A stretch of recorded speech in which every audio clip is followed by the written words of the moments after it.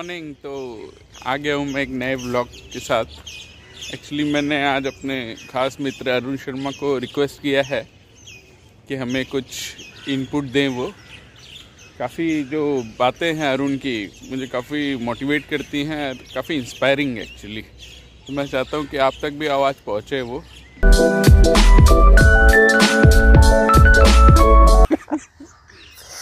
सही है।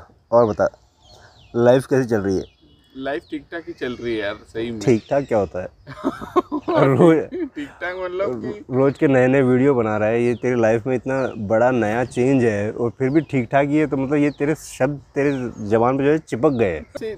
ठीक चल रहा है, ऐसे ही लगता है। मतलब ये जैसे नहीं सब ओके ओके वैसा। ओके ओके क्या है, बहुत बढ़िया ही है जो चल रहा है। Health is wealth. हेल्थ अच्छी है तो सब अच्छा है। विचार अच्छे चलते रहें, समय अच्छा निकलता रहे और समय में कुछ ना कुछ नया नया सीखने का, कुछ नया करने का। कुछ नहीं कर पा रहे हैं तो उनकी तरफ अपना मन लगाने का कि वास्तव में मेरे को पसंद क्या है जीवन में।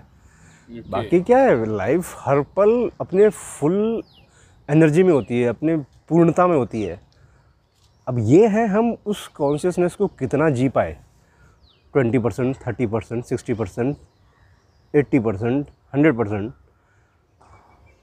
तो क्या है कि हम जितना खुलकर जी पाएंगे, हम जितना उस कॉन्शियसनेस में रह पाएंगे हर वक्त, अपनी सोच के ऊपर, अपने चलने फिरने, उठने बैठने, खाने पीने, बात करने, काम करने, हर चीज़ में जब हम कॉन्शियसली इन्वॉल्व हो जाएंगे तो फिर मेरे हिसाब से जवाब ऐसे नहीं होंगे कि ठीक चल रहा है। हाँ। ठीक कुछ नहीं, सब परफेक्ट ही चलता रहता है हर वक्त। परफेक्ट। वो परफेक्ट बनाना ही हमारा काम है।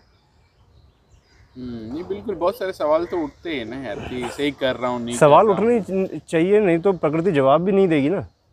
सवाल ही नहीं करोगे तो जवाब कहाँ से आएंगे। आज अगर किसी ने रामायण लिखी है, किसी ने गीता लिखी है, या जो जिसने उस चीज़ को देखा है, ये सब क्या है? आज जो भी कुछ है, जो भी धार्मिक ग्रंथ हैं, जो भी पौराणिक कथाएं हैं, ये है तो चर्चा ही। चर्चा क्या है? किसी के मन में कुछ प्रश्न उठा, किसी के जीवन से किसी ने कुछ सीखा, किसी की गलतियों से किसी ने कुछ सीखा, खुद की गलतियों को किसी ने व्यक्त किया, तो है तो क्या, सब चर्चा ही है। तो ऐसा है कि सवाल तो उठने ही चाहिए। सवाल उठना तो पॉजिटिव ये ग्रोथ की निशानी है कि हमारे मन और मस्तिष्क में सवाल होना चाहिए हर वक्त कि हाँ, और क्या किया जा सकता है, और क्या कहा जा सकता है, और क्या देखा जा सकता है, और कैसे जिया जा सकता है। अच्छा, लेकिन ऐसा क्यों कि और कैसे जिया जा सकता है?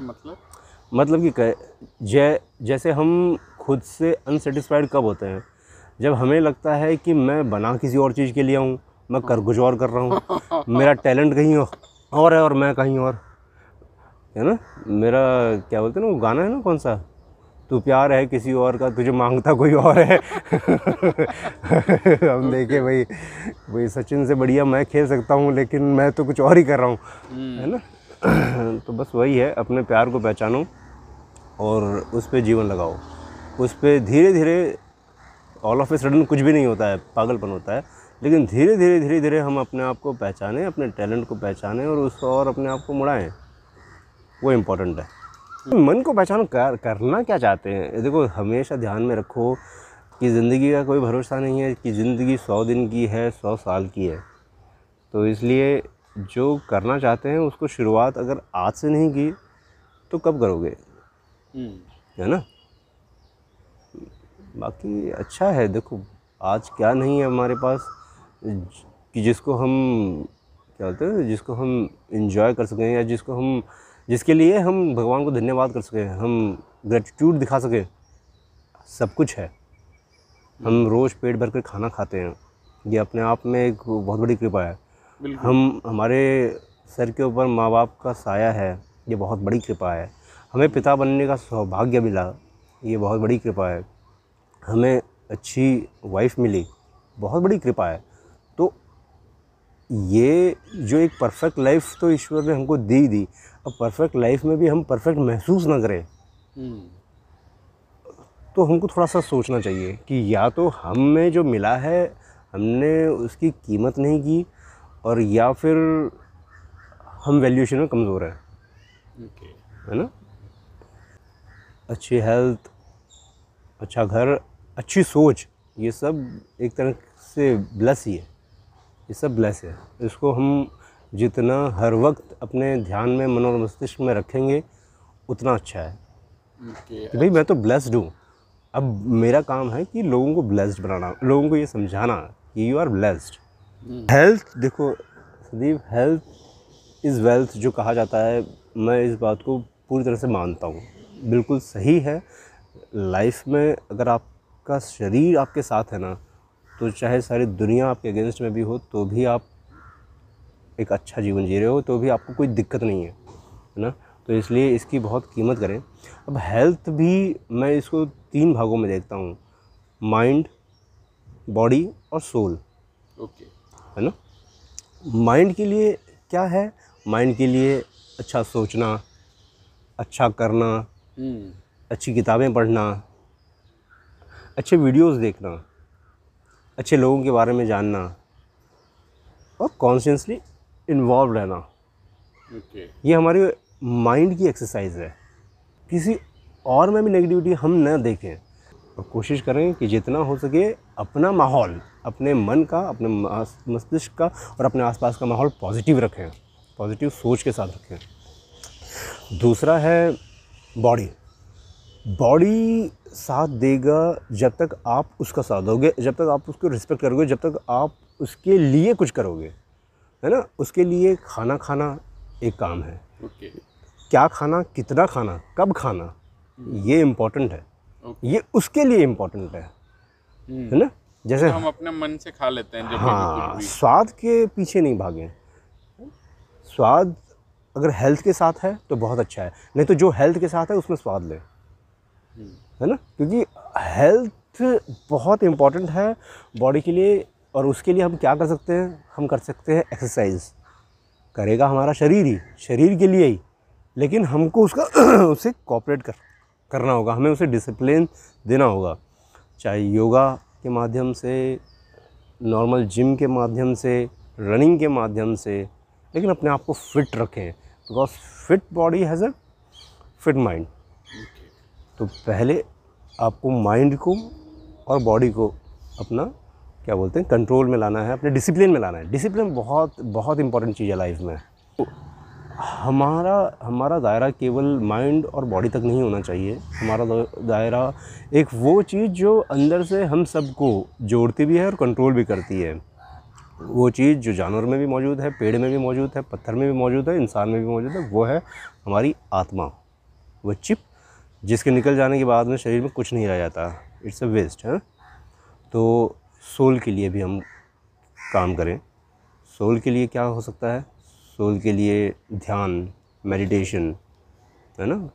बैठें कम से कम दिन में 10-15 मिनट अपने आप पर ध्यान दें, अपने विचारों पर ध्यान दें, अपने कामों पर ध्यान दें और लाइफ के विषय में सोचें, जीवन के विषय में सोचें, जीवन के रहस्यों को उद्घाटित करने के विषय में सोचें। समझें कि मैं कहाँ पर कम पढ़ रहा हूँ, कहाँ पर ज़्यादा, अपने आप को इवैल्यूएट करें और इस प्रकार अपनी आत्मा पर हम फोकस करें, जो कि एक्चुअल संदीप सिंह है, जो कि एक्चुअल अरुण है, जो कि एक्चुअल कोई भी है। ओके। इवेल्युएट करने पे भी आपको दिखे कि अरे बहुत मतलब नहीं है, सही नहीं जा रहे हैं, तो उसको करेक्ट करो। मतलब करेक्ट करो ना, करेक्ट करो। सही गलत का फिर वो नापतोल कैसे आए? कुछ भी सही, देखो सही गलत कुछ भी नहीं होता है। हर चीज़ होती है ग्रो करना। ग्रो करना कैसे? किसी चीज़ से घबरा कर आप किसी चीज़ में ग्रो नहीं कर पाओगे। अगर आप मिस्टेक्स करने से डरोगे, अगर आप गलतियां करने से डरोगे, तो कोई नई चीज़ ट्राई कैसे करोगे? है ना। इम्पॉर्टेंट चीज़ ये नहीं है कि आप सही जा रहे हो कि गलत जा रहे हो कि क्या जा रहे हो। इम्पॉर्टेंट चीज़ ये है आप अपने आप को इवैल्यूएट करो कि आप जहाँ जाना चाह रहे हो आप वहाँ पे जा रहे हो कि नहीं जा रहे हो। दूसरे का रूट देख के कि अरे यार वो सही जा रहा है, वो आगे चला गया, अरे तुम्हारा डेस्टिनेशन, तुम्हें जिस तरफ जाना है, तुम्हारा जो टारगेट है वो इस तरफ है, तो तुम इसी तरफ जाओगे ना। तुम ये वो कह सकता है कि ये गलत जा रहा है, तुम कह सकते हो कि वो गलत जा रहा है, लेकिन वास्तव में सब अपने अपने रास्ते पे जा रहे हैं, है ना। तो ऐसा कुछ नहीं है, ज़्यादा इस पछड़े में नहीं फंसना चाहिए कि क्या सही है क्या गलत है, मैं कहीं गलत में तो नहीं खड़ा हूँ, है ना। ऐसा कुछ नहीं होता है। कॉन्शियसली इन्वॉल्व होना, जो कर रहे हो उसमें आपको मज़ा आ रहा है कि नहीं आ रहा है, जो कर रहे हो उसमें आप ग्रो कर रहे हो कि नहीं कर रहे हो। आपको हर बार ऐसा लग रहा है कि नहीं लग रहा है कि हाँ आज तो सीखा यार कुछ, अरे यार ये चीज़ तो पता ही नहीं थी, अरे यार ये चीज़ मेरे को और सीखनी है ना, ये चीज़ मेरे को और सीखनी है। ये पता करना बहुत इम्पोर्टेंट है कि यार मेरे को क्या और जानना है या क्या और जानना चाहिए, मेरे को कैसा बनना है। मैं वैसे व्यक्तियों के विषय में जानने की कोशिश कर रहा हूँ कि नहीं कर रहा हूँ कि खाली बैठा हुआ हूँ कि भाई यार वैसा बन जाऊँ तो मज़ा आ जाएगा। रातों रात कोई कुछ भी नहीं बनता है, हर चीज़ एक प्रोसेस के तहत होती है। अच्छी बातें, अच्छी किताबें ये अपने आप ही अपने को इतना इन्वॉल्व कर देती है ना खुद से, कि बोलते हैं ना एक सेटिस्फेक्शन लेवल आपका अपने आप बढ़ने लग जाता है। कुछ भी थोड़ा भी अच्छा करके देखो ना, शरीर के लिए आप सुबह सुबह 15 मिनट दौड़ कर देखो, शरीर पूरे दिन ऐसा लगेगा कि आपको थैंक्स बोल रहा है ना। माइंड के लिए आप जो एक्चुअल में पढ़ना चाहते हो, जिस व्यक्ति के विषय में, जिस टॉपिक के विषय में, उस विषय में अगर आपने थोड़ा भी टाइम दिया, अपने दिन का आधा घंटा भी दिया, तो आपको न जाने ऐसा लगेगा कि यार मतलब वो फ्रेगनेंस बोलते हैं ना कि समुद्र के बाजू में खड़े होकर समुद्र की हवा का एहसास होने लग जाता है ना। और काफ़ी किलोमीटर दूर से ही हमको पता लग जाता है कि हाँ भाई समुद्र आ रहा है। पर्वत के नज़दीक जाने पे कि यार पर्वत आने वाला है, वो एहसास। तो अब जब आपको लगने लगता है ना कि आप जिस चीज़ के लिए बने हो या जो चीज़ आपका पैशन है आप उस और जा रहे हो, तो देखो कि लाइफ में फिर डेस्टिनेशन इतना इंपॉर्टेंट नहीं होता, फिर इंपॉर्टेंट हो जाता है सफ़र, कि यार मज़ा आ रहा है। और यही इम्पोर्टेंट है। हर उम्र के पड़ाव के साथ हमारा अपनी लाइफ को बैलेंस रखने के लिए ज़रूरी है कि हम इम्पोर्टेंस समझें कि इस उम्र में क्या चीज़ हमारे लिए ज़रूरी है। बच्चे के लिए क्या ज़रूरी है? बच्चे के लिए ज़रूरी है ज्ञान अर्जन।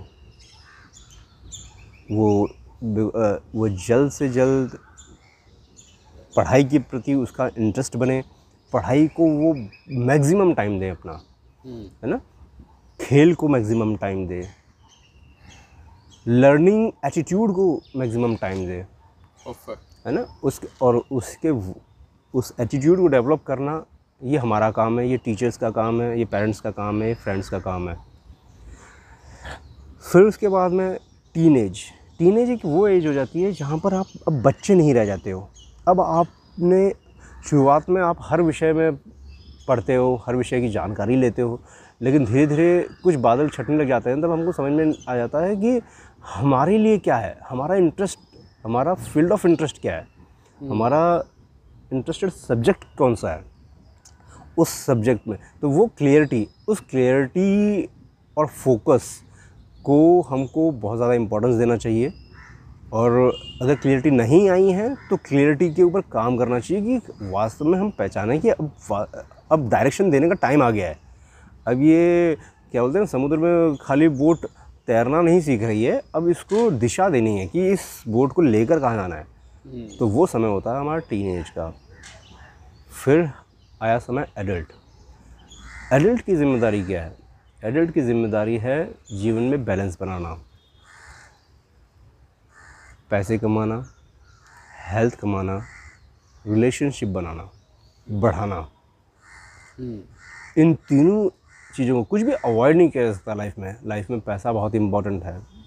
आप देखो, ये ज्ञान की चर्चा हो चाहे कुछ भी हो, आदमी तभी कर सकता है जब पेट भरा हुआ है और दिमाग किसी चिंता से ग्रसित नहीं है। करेक्ट है ना, किसी और तरह का दबाव नहीं है जब मस्तिष्क में, तभी वो खुलने के, आज़ाद होने के कगार पे आता है। तो हेल्थ को अपनी मेंटेन रखना बहुत ज़रूरी है। हेल्थ को उसी तरीके से माइंड, बॉडी एंड सोल, इसको समय देना है। जितना हो सके, जितना पॉसिबल लगे और जितना करके ऐसा लगे कि हाँ भाई हम कर रहे हैं, है ना। खुद से नफरत नहीं होनी शुरू हो जाए। रिलेशनशिप बहुत इम्पोर्टेंट है भाई। शरीर बहुत अच्छा है, बहुत बढ़िया बात है, पैसे बहुत अच्छे हैं, सारी सुख सुविधाएं हैं, लेकिन लोग नहीं हैं जो उस चीज़ को शेयर करे तो कुछ भी नहीं है। हेल्थ और वेल्थ के साथ में आपके पास अगर लोग नहीं हैं उसको एंजॉय करने के लिए, अपनी बात सुनने के लिए, सुनाने के लिए, किसी का दुख बांटने के लिए, तो कहते हैं ना कि लोगों को लगता है कि चाहे मेरी पूरी दौलत ले जाओ लेकिन मुझे एक दोस्त दे जाओ। बिल्कुल इम्पोर्टेंट स्टेज होता है भाई, आप जब तक यूज़फुल हो ना, यानी कि जब तक आप एडल्ट हो, जब तक आप कमा रहे हो, तब तक तो सब कुछ सही है। तब तक तो आदमी क्या बोलते हैं ना, कुछ भी चलता है कि हाँ ठीक चल रहा है, ये चल रहा है, वो चल रहा है। क्यों? क्योंकि कोई पूछने वाला है कि क्या चल रहा है। लेकिन जब आप एक बार उस फेज से आगे उतर जाते हो, जब आप you are not the earning person of the family, you are not the active person,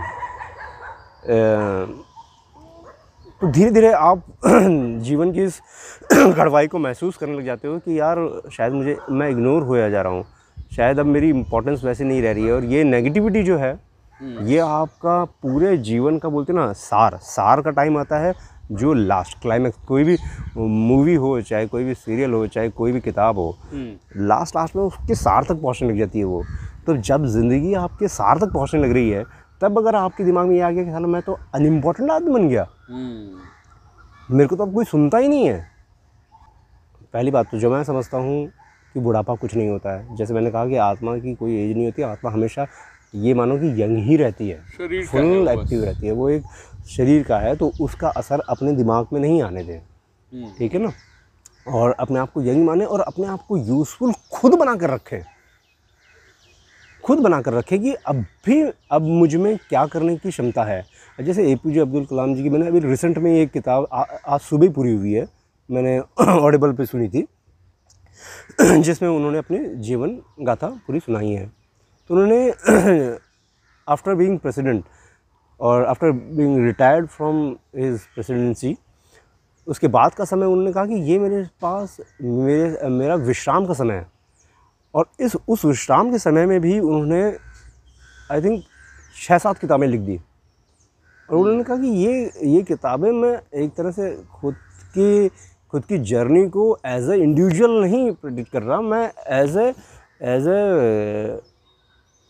A human being, as a representative of human being मैं इसको प्रेजेंट कर रहा हूँ कि ये विचार जो हैं अगर किसी की भी लाइफ में किसी भी प्रकार से कोई हेल्प करते हैं, उसको ग्रो करने में, उसको सीखने में, है ना, कठिनाइयाँ, फेलियर को कैसे हैंडल करना, और लाइफ में कैसे अपने आप को 100% इन्वॉल्व रखना, ये चीज़ें अगर लोगों में आ सकी तो मैं वर्थ मानूंगा अपनी उस पूरी इस एफर्ट्स को भी। गीता में ऐसा कोई प्रश्न नहीं है जिसका जवाब आपको एक लाइफ में नहीं मिल पाए। मैंने भी अभी तक नहीं पढ़ा है सिर्फ ये मैंने अभी आपको बता दिया। आपके अंदर जब भी इंटरेस्ट पैदा हो, अगर आपको बातों में कुछ भी लगे लॉजिक या कुछ भी लगे अच्छा, तो इसका भंडार जो है वो सोर्स जो बोलते हैं ना कि ये पत्तों को मत देखो, पेड़ों को मत देखो, जड़ को देखो। जड़ क्या है? इसकी जड़ वो है, ये जड़ ऐसा नहीं है कि भाई एक दिन में इस तरह के विचार बन गए हैं, ये एक प्रोसेस के तहत है। तो इनका सोर्स है ये। जैसा अन्न वैसा मन, ये कैसे आया है ये? हाँ, आपने मुझसे प्रश्न किया था कि ये खाना तो ये खाना भी जो है कि हम केवल ऐसा नहीं है कि भाई पेट भरने के लिए खाएं, जिसके ऊपर हम ऑलरेडी पहले भी बता चुके हैं, बोल चुके हैं। तो जैसा हम खाते हैं ना, उसी प्रकार का प्रभाव हमारे मस्तिष्क पे पड़ता है, है ना। तो हम कोशिश करें कि कॉन्शियसली खाएं,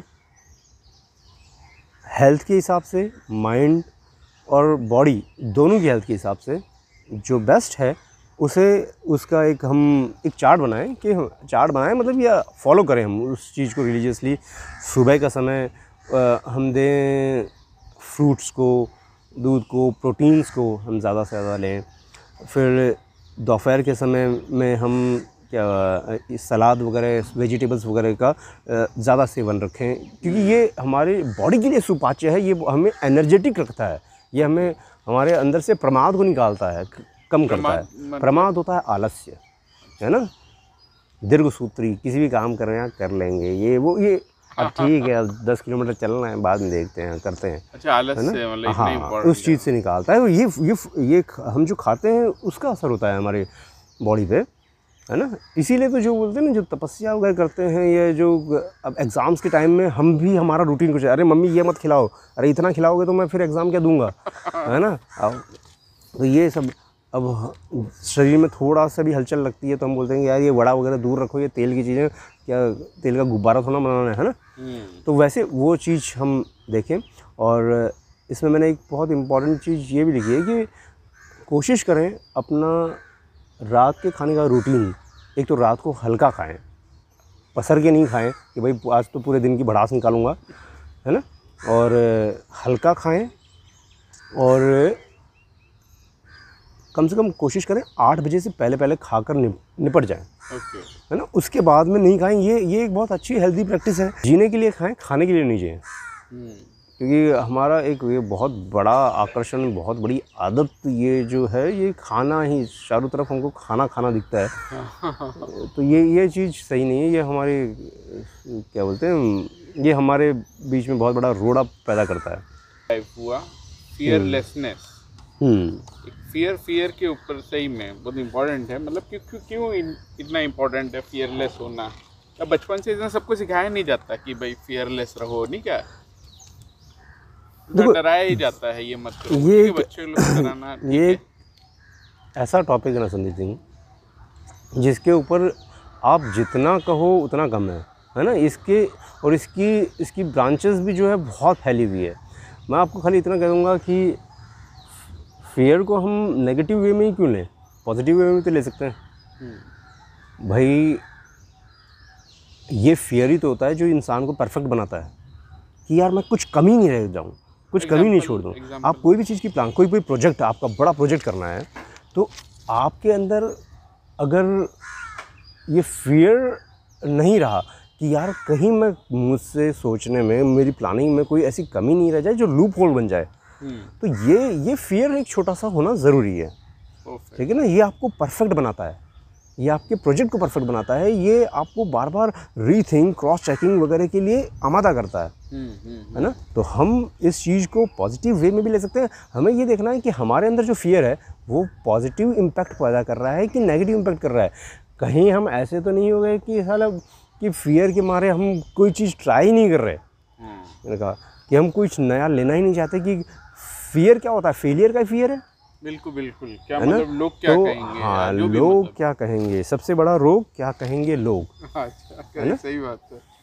तो इस चीज़ के ऊपर तो बहुत आसानी से ओवरकम किया जा सकता है। कोशिश यही रहनी चाहिए कि हम ज़्यादा से ज़्यादा मोटिवेशनल लोगों के साथ बैठें और मोटिवेशनल बातें करें, नॉनसेंस को दूर रखें, गॉसिप्स को दूर रखें, अच्छी चीज़ें पढ़ें, अच्छी बातें पढ़ें। जिन लोगों ने फेलियर को कैसे कन्वर्ट किया अपने सक्सेस में, उनसे सीख लें, उन्होंने। इसलिए आप फोकस रहें, सेल्फलेस रहकर आप कुछ भी करोगे ना तो आपको डर नहीं लगेगा। डर क्या लगता है, कब लगता है, जब आपका खुद का कुछ स्टेक पे होता है, तब आपको डर लगता है। लेकिन जब आप किसी और के लिए, मैं अगर संदीप सिंह के लिए अगर दुनिया से लड़ रहा हूँ ना, तो मेरे मन में फिर डर नहीं आएगा हार या जीत का। क्योंकि फिर मेरे लिए वो इम्पोर्टेंट है, मेरे लिए इम्पोर्टेंट ये है कि ये लड़ाई इम्पोर्टेंट है कि कौन लड़ा था साथ में, है ना, कौन खड़ा था साथ में, वो इम्पोर्टेंट होता है। सेल्फ बिलीव, अपने आप पर तो विश्वास सबसे पहली पूंजी है। आत्मविश्वास मुझे कभी भी झुकने नहीं देगा। परफेक्ट, उतना लेकिन वो आना चाहिए, मतलब वो आएगा ही, वो बाय डिफ़ॉल्ट आएगा। मैं बता रहा हूँ ना कि यूट्यूब में कैसे अपने आप सारी अच्छी चीज़ें आ जाती है अगर हम अच्छा देखते हैं तो, सारी बुरी चीज़ें आ जाती है अगर हम बुरा देखते हैं तो वैसे ही अगर हमने कुछ अच्छा शुरू किया ना, तो ऐसी कई चीज़ें प्रकृति अपने आप ही हम में डालना शुरू कर देगी। सोई जाने हूँ जे हूँ देव जनाई, जाने तुम्हें हुई जाई। रामचरितमानस का एक बहुत उत्तरकांड में और बालकांड में भी है यही सीन। ये बहुत अच्छी चौपाई है। फियर को तो जीतना ही चाहिए। फियर को पहले पहचानना चाहिए कि किस बात का फियर है, उसके ऊपर थोड़ा सा मंथन करेंगे, थोड़ा सा फोकस करेंगे तो फियर अपने आप ही निकल जाएगा। हम में दोनों ही चीज़ें हैं, हम में कुछ स्ट्रेंथ भी है तो कुछ वीकनेस भी है।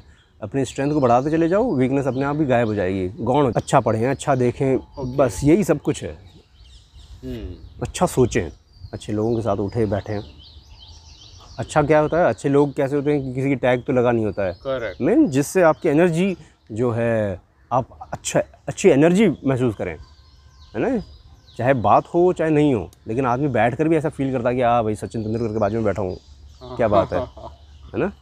पेरेंटिंग एक बहुत अच्छी अपॉर्चुनिटी है और इसको बहुत क्या बोलते हैं ना एंजॉय करना चाहिए, बहुत रिस्पॉन्सिबली इसको आपको क्या बोलते हैं निभाना चाहिए। ओके, रिस्पॉन्सिबली मतलब क्या, कहाँ चूक हो रही है, कहाँ कैसे पता चले वो तो।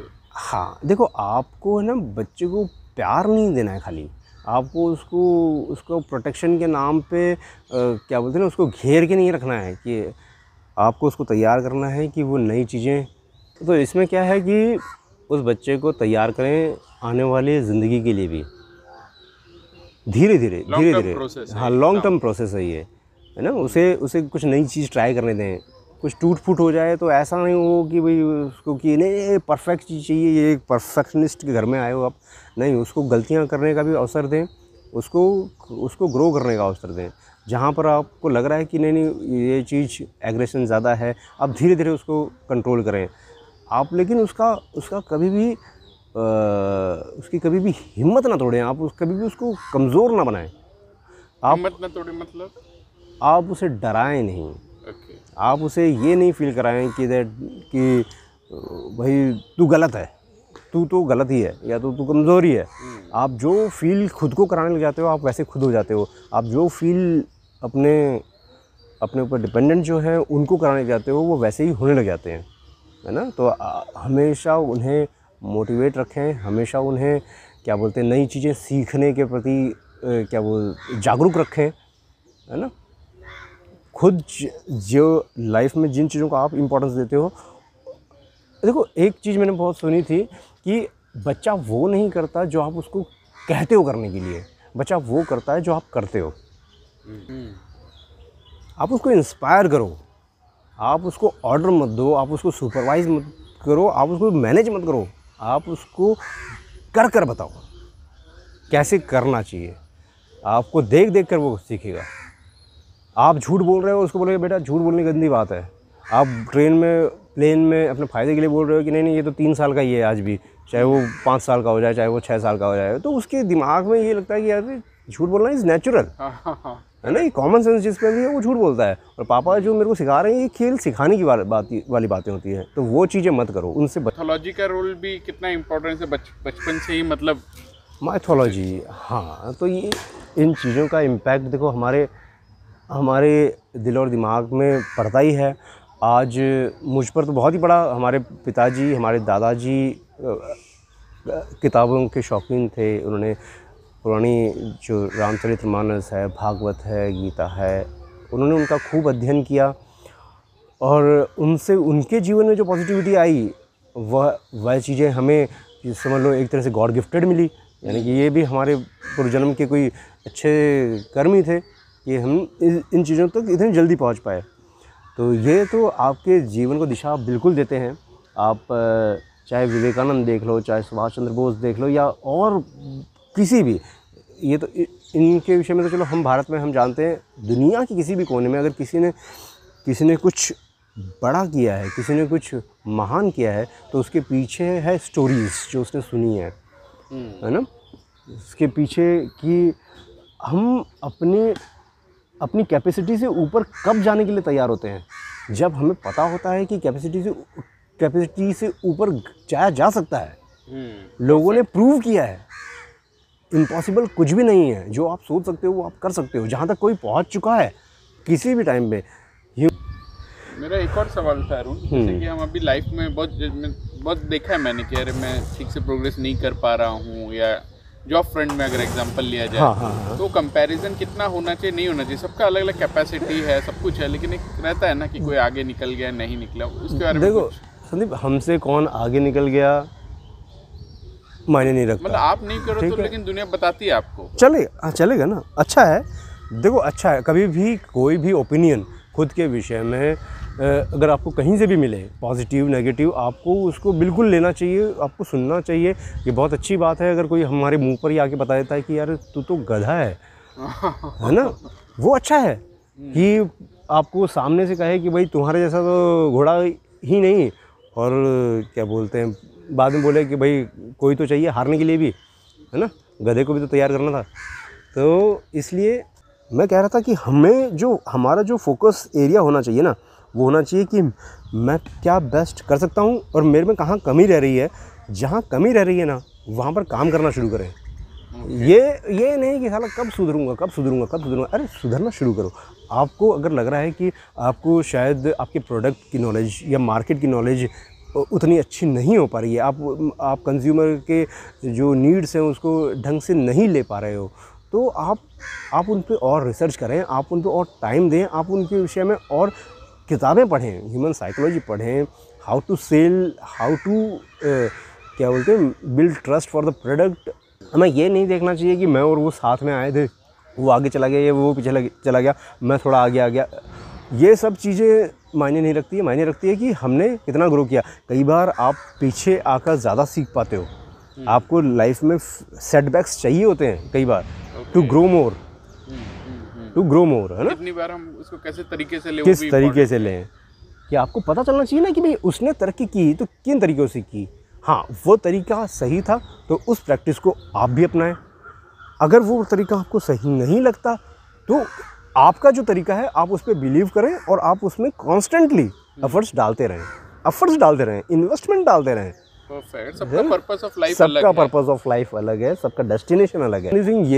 ये चीज़ देखो, आज डॉक्यूमेंट्री हो जाएगी, ये चीज़ें हमें आज से 10 साल बाद, 30 साल बाद, 20 साल बाद हमें ये एनर्जी देंगी, है ना, खास एनर्जी और को भी कोई हाँ, हमारी आने वाली जनरेशन भी, कि भाई हमारे दादाजी बैठकर यहाँ पर देखो ऐसी बातें करते थे, हमारे दादाजी ऐसे सोचते थे।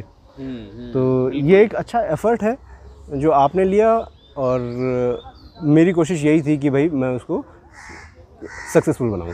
Perfect, thank you so much. Thank you Sandeep ji, thank you friends. सारे सवाल आते हैं नहीं कैसे, अभी तक तो एक भी सवाल नहीं आया। इंट्रोडक्शन दे देता हूँ अपने लिए से।